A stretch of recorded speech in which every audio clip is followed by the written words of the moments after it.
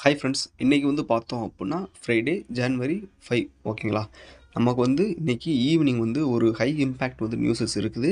7 பிஎம்க்கு பார்த்தோம் அப்புட்னா கேடில் employment rate newses and ரொம்ப ரொம்ப இம்பார்ட்டன்ட் நியூஸ் வந்து பார்த்தோம் அப்புட்னா நான் ஃபார்ம் எம்ப்ளாய்மெண்ட் சேஞ்ச், அதாவது என்எஃப்பின்னு சொல்லுவோம். ஃபாரெக்ஸில் இருக்கிறதுலே ஹை இம்பேக்ட் நியூஸஸ் இதுதான்.